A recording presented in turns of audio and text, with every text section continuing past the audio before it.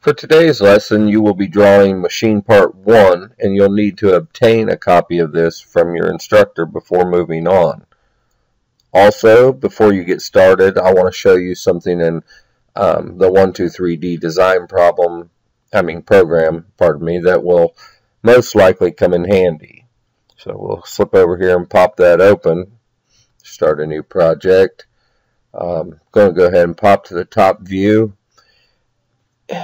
When you need to draw a circle in a line or through a line, balance it on something. Let's just go ahead and get it as a rectangle. Sometimes you might have to remove part of the circle, part of the lines or something of that nature. So just go ahead and put it here. It won't really matter. Let's see. Pop it in the center. Really doesn't matter what size, doesn't matter what we're working in, and then I'm going to go ahead and pop another one in the center. And this line right here is a problem for us because when we go to extrude that, let's get off my little thing here, click on the shape, then you see this only the bottom profile of that would extrude, and I could do it like this. I could also probably just extrude this top part, and you could probably play around with it to a point where you could almost get what you wanted from it, but you would be doing it in sections and pieces, and if you didn't join those all together, then they wouldn't print out correctly. So instead of doing that, let's kind of back up here and look at what we have. And let's say I have this object and I want this hole to go all the way through this object. So what I would do is I'll jump up here to my sketching tools and I'll slide on over, and if you notice there's a thing called trim. What trim allows is it allows me to take away a line or part of a line, which in this case I could take away that and I could take away that, and that would allow me to extrude this object by itself, or this one by itself, and that would become pretty helpful because let's say, for example, this is inch wide and my whole circle is going to be maybe a couple inches wide or something of that nature. Then I've already got it as a whole thing, and I can just grab hold of it. Oops, what am I doing? Scaling. I don't need to be scaling, I need to be extruding. So escape back off of there. Sometimes you just click on the wrong button, and that's how it goes. No big deal. You just make sure you don't do what you wanted to do. So now I can, go ahead and extrude that way. I can also, for example, if I needed to pull this in another direction, I could come over here and extrude part of it this way. So that gives me a way of placing that in there, and that's going to come real in handy when you go to build the machine part. So if you didn't understand what went on, we can back up a little bit and look at it again. So let's just go ahead and do that. We'll go ahead and get back to our original circle. Like I said, you jump up and you grab your trim tool.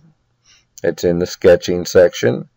You go over here and trim this, and you want to get rid of that center line, and you want to get rid of these parts to the circle that you're not going to be needing. Then you go ahead and you do your extrusion. Maybe you want to do this first.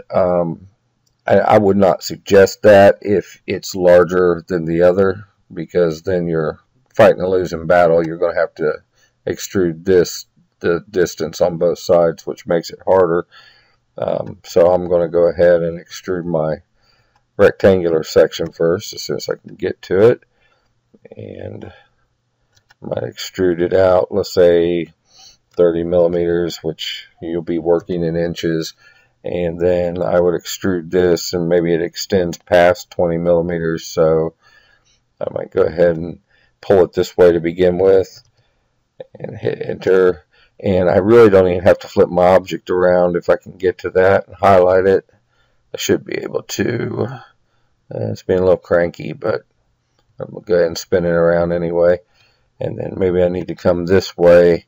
And if you notice, it will want to extrude in the direction I was working, so I can come this way instead, and maybe I have to come back out this way 10 millimeters or inches or whatever you're working with, and there we go. Got it one more time. So it's just a quick little tip of how to draw something and place it into the object. And then we go ahead and we can move that around. We've got our part made. So hopefully you understood what was going on with that. And, you know, just to give you a couple other little hints and things, features while we're here, we have this one, which is, this is an edging tool. It's called fillet.